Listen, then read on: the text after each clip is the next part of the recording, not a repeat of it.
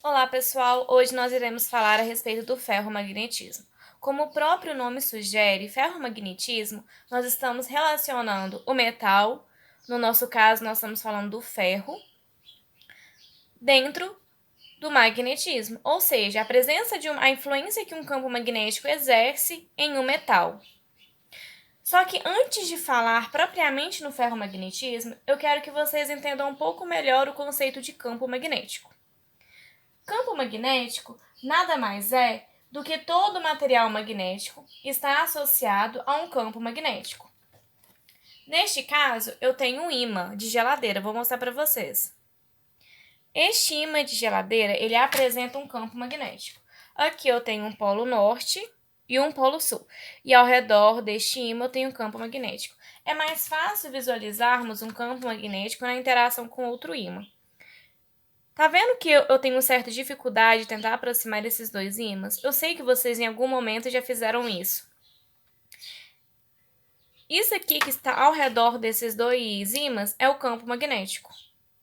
E essa interação, essa resistência que eu tenho de aproximação, é chamada de força magnética.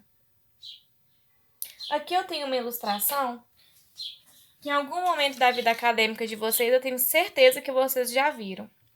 Aqui eu tenho um ímã com um polo norte e um polo sul. Essas linhas de campo são as linhas do meu campo magnético. E é interessante vocês perceberem que essas linhas de campo sempre saem do polo norte para o polo sul.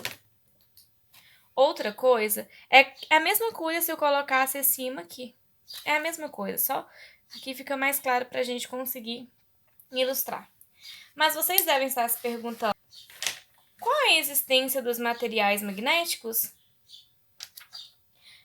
Desde que o físico francês André-Marie Ampère divulgou suas ideias, a explicação mais aceita para a existência de materiais magnéticos, dos ímãs permanentes ou temporários, no nosso caso nós estamos falando dos ímãs permanentes, é que nestes materiais existem correntes internas associadas a um campo magnético. Como assim correntes internas? Hoje, com o modelo atômico, nós sabemos que esses materiais são constituídos por átomos. Átomo é tudo. Essa tesoura é constituída por átomo. Este pincel é constituído por átomo. Eu e você somos constituídos por átomo. Tudo que existe é constituído por átomo. E átomo é a menor partícula que nós temos, que consequentemente possuem elétrons, que além de apresentarem movimento ao redor do núcleo atômico, eles também apresentam movimento em torno do seu próprio eixo. Aqui eu trouxe uma ilustração que vai ficar mais claro que eu acabei de falar para vocês. Aqui eu tenho um núcleo. O núcleo é constituído por prótons e nêutrons. O prótons tem carga positiva e o nêutron tem carga neutra. E ao redor deste núcleo, na eletrosfera, nós temos os elétrons. E os elétrons apresentam carga negativa. E como eu falei para vocês, eles apresentam movimento circular ao redor do nosso núcleo e movimento de rotação em torno do seu próprio eixo. Guardem essa informação, é muito importante para conseguirmos desenvolver um pouco melhor o pensamento sobre o ferro magnético. Quando nós temos os elétrons em movimento, ou em pequenas quantidades desses elétrons na mesma direção e no mesmo sentido, nós temos as correntes magnéticas.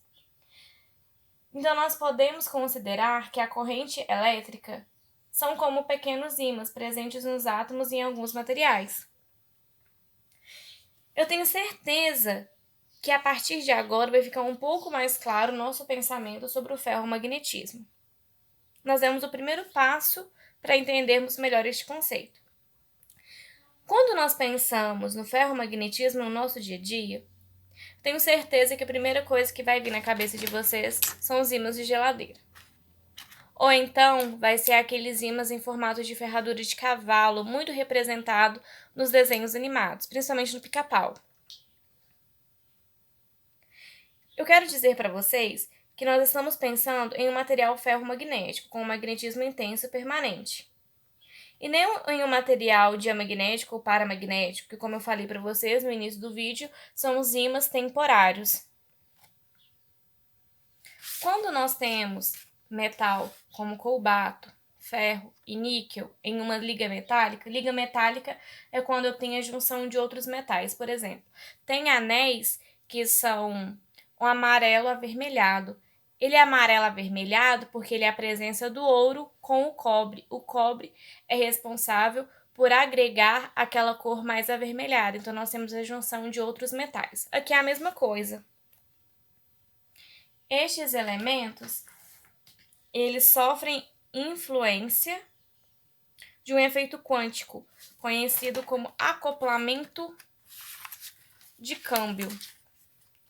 Esse acoplamento de câmbio, de nome engraçado, ele faz com que os spins dos elétrons de um átomo interagem fortemente com os spins dos elétrons dos átomos vizinhos. Falei grego? Então vamos com calma. Eu tenho 2 átomos. E nós sabemos que esse átomo é composto por um núcleo e por uma eletrosfera. Então, aqui nós temos elétrons. Como eu falei para vocês anteriormente, estes elétrons, eles apresentam um movimento de rotação em torno do seu próprio eixo. Se nós temos um elétron, isso aqui é um ímã, nós temos um campo magnético, como nós vimos nessa figura. Então, quando nós temos interação de 2 átomos diferentes, estes spins vão se orientar. E quando nós temos essa orientação deste elétron, nós temos as linhas de campo. Então, nós falamos que o resultado dessa interação é que os momentos dipolares magnéticos dos átomos, que são as linhas de campo do meu momento dipolar, ou seja, um polo positivo e um polo negativo, ou um polo norte e um polo sul, dos átomos se mantêm alinhados apesar dessa agitação térmica. Guardem essa palavra, agitação térmica, vai ser importante para nós daqui a pouco. Esse alinhamento persistente é o que proporciona aos materiais ferromagnéticos um magnetismo permanente. Então, quer dizer o seguinte, ele tem um spin e esse tem um spin. Mas, afinal de contas, o que é esse tal de spin? Aqui eu trouxe uma ilustração que vai ficar mais claro para você. Esse spin, eu vou tratar ele como uma setinha. Igual aqui eu tenho um átomo, um elétron, polo norte, polo sul, polo norte. Tá vendo aqui que eu tenho uma setinha? E esse giro, ela vai indicar o sentido do movimento de rotação elétrica. Eles vão indicar o sentido de movimento de rotação do meu elétron. Eu quero dizer se está no sentido anti-horário ou no sentido horário. É só pensar no reloginho, comportando-se como pequenos ímãs. Como eu falei para vocês anteriormente, eu preciso que tenha um alinhamento. Aqui, ó, canetinha com canetinha, pontinha com pontinha, para que tenha alinhamento, para que os meus ímãs sejam permanentes. Ficou clara essa parte? Lembra que eu falei para vocês anteriormente que era para vocês guardarem essa agitação térmica? Essa agitação térmica é quando a temperatura de material magnético ultrapassa um valor crítico conhecido como temperatura de Curie. Essa agitação prevalece sobre o acoplamento de câmbio e o material se torna paramagnético, ou seja, os dipolos passam a se alinhar apenas na presença de um campo magnético externo. Em um vocabulário mais fácil, a temperatura de Curie é a temperatura em que o material ferromagnético ou ímã perde suas propriedades magnéticas. Esse fenômeno foi descoberto pelo físico Pierre Curie. O sobrenome já é familiar porque ele era marido de Marie Curie. Os dois ganharam reconhecimento pelos estudos relacionados com a relatividade. Este calor fornecido por uma fonte térmica causa um desarranjo nas disposições dos elétrons que compõem o material, proporcionando a perda momentânea das propriedades magnéticas. Essa temperatura é específica de cada material. E essa agitação térmica que causa esse desarranjo prevalece sobre o acoplamento de câmbio. Dessa forma, o material se torna paramagnético. Como eu falei para vocês, os dipolos magnéticos, eles se alinham apenas na presença de um campo magnético, que é a característica de um material paramagnético, que o difere de um ímã permanente, que esses rearranjos que esse alinhamento que eu falei para vocês anteriormente, eles são permanentes porque eles não precisam de um campo magnético externo para acontecer. Como nós estamos falando do ferro, a temperatura de Curie para este metal é de 1042 Kelvin, que é equivalente a 770 Celsius. A magnetização de material ferromagnético pode ser estudada usando um dispositivo como anel de Rowland, que é essa figura aqui, ó. Que é o material, é moldado um dispositivo.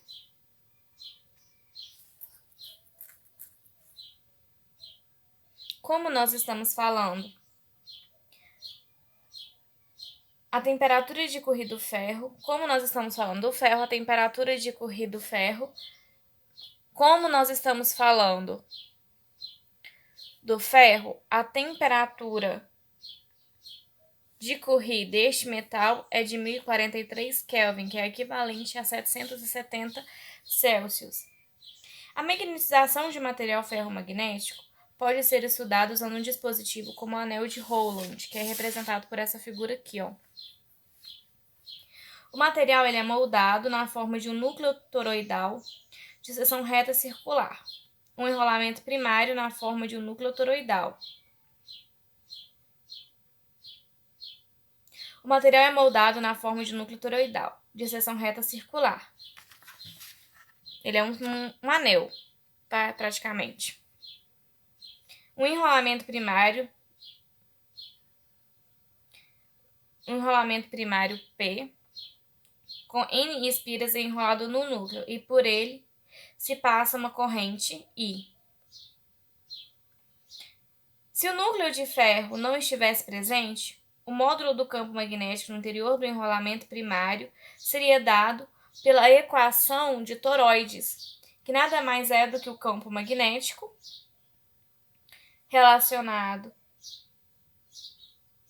com μ, o valor da corrente, o número de espiras dividido por esse comprimento. O comprimento nós vamos falando a circunferência deste anel. Por essa equação, onde I é a corrente, N o número de aspiras, vou colocar o número de voltas. Isso daqui é o comprimento da minha circunferência.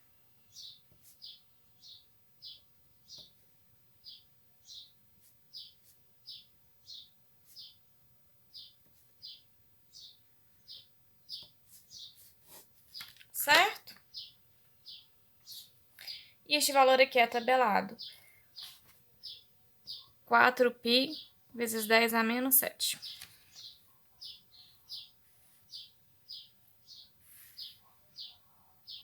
Nessa situação, nós estamos desconsiderando que o núcleo desse material é constituído por ferro. Agora, com o núcleo de ferro presente, o campo magnético no interior do enrolamento primário é muito maior que dado por essa equação.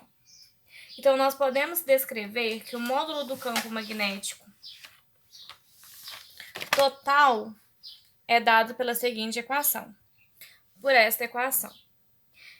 Então, B é o campo magnético total, B inicial é o campo magnético de um toroide, que é dada por essa equação, e Bm é o módulo de contribuição do núcleo de ferro para o campo magnético.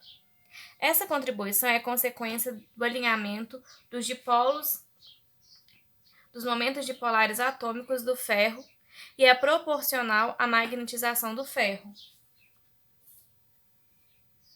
Nos estudos do ferromagnetismo, é muito comum termos uma curva de magnetização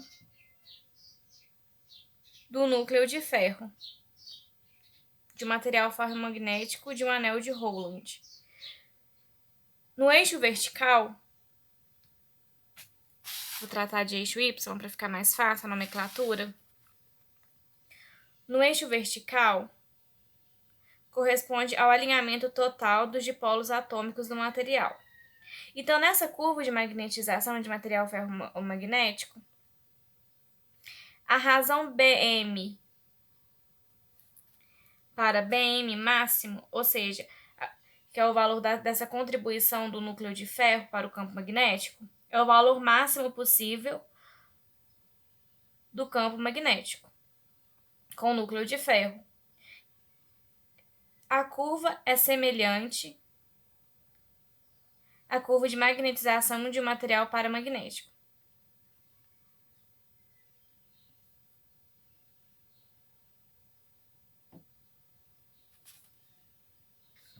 Então, aqui nós podemos perceber que no processo de alinhamento, depois deste campo já alinhado, ele se torna um pouco mais constante, porque é quando esse material se torna um ímã permanente. Quando nos materiais ferromagnéticos estão a uma temperatura menor do que a temperatura de Curie, o acoplamento de câmbio produz um alinhamento dos dipolos atômicos vizinhos, que foi o que eu falei para vocês anteriormente. Então, por que os objetos ferromagnéticos, como por exemplo o ferro, como um prego, nem sempre se comportam como ímã permanente? Vou explicar isso para vocês de uma forma mais ilustrativa.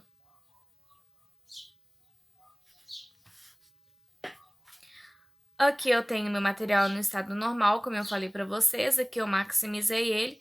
Nós vamos perceber que eu tenho uma certa desordem nas minhas setinhas, elas não estão apontando no mesmo sentido. E aqui eu odeio como se fosse um zoom ainda maior. Então aqui nós percebemos as paredes dos meus domínios magnéticos e dentro dele, propriamente, o nosso domínio magnético. Isso daqui é um movimento desordenado, quando eu não tenho a presença de um campo magnético externo. Quando eu tenho a presença de um campo magnético, então aqui nós percebemos que todas as minhas setinhas estão no mesmo sentido de direção, na direção do meu campo magnético externo aplicado. Certo? Então, quando os demais movimentos em uma determinada direção do que em a outra, fazem com que os demais pedaços também adquiram o mesmo tipo de orientação magnética. Esses pedaços da matéria com a mesma orientação magnética são chamados de domínios magnéticos e constituem um ímã. Ficou claro até então? Mas nós sabemos que, apesar de todos os materiais terem elétrons, nem todos são ímãs. Alguns não são atraídos nem pelos ímãs mais potentes, com o ferro e com o níquel. Eles apresentam uma direção predominantemente para o movimento de suas correntes internas, e este campo magnético associado aos pequenos ímãs predominantemente é suficiente. Então, as curvas de magnetização dos materiais ferromagnéticos não se repetem quando aumentamos e depois diminuímos o campo magnético externo inicial. Aqui eu trouxe uma figura, um gráfico.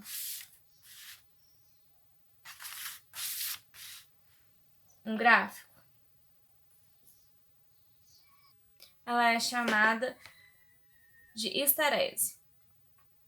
E a curva ABCDEB, que é essa daqui, ó, A, B, C, D, E e B, é chamada de laço de histereses. Nos pontos C e A, isso aqui, ó, C e E, desculpa, aqui, ó, na amostra C e E, a amostra está magnetizada, embora não haja corrente no enrolo do toroide, tendo magnetismo permanente. Assim, a histerese pode ser compreendida a partir do conceito dos domínios magnéticos. O movimento das paredes dos domínios e a reorientação da direção dos domínios não são fenômenos totalmente reversíveis. Quando o campo magnético externo é aumentado, depois reduzido novamente ao valor inicial, os domínios não voltam à configuração original, mas guardam como se fosse uma espécie de memória do alinhamento que possuíam no seu aumento inicial. Então, essa memória, memória entre aspas, dos materiais magnéticos é essencial para o armazenamento de informações em meios magnéticos. Então, que essas memórias do alinhamento dos domínios ocorrem naturalmente.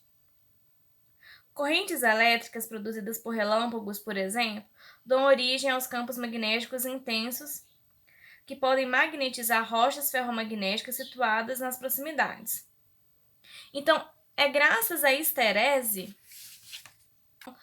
produziram as pedras magnéticas que tanto encantaram os gregos e os chineses antigos, que essa era a característica de conseguirem atrair outros materiais magnéticos, que é o caso dos nossos ímãs. Então, essa histerese nada mais é do que como é tratado esse magnetismo, que ele é guardado na memória podendo se reorganizar novamente.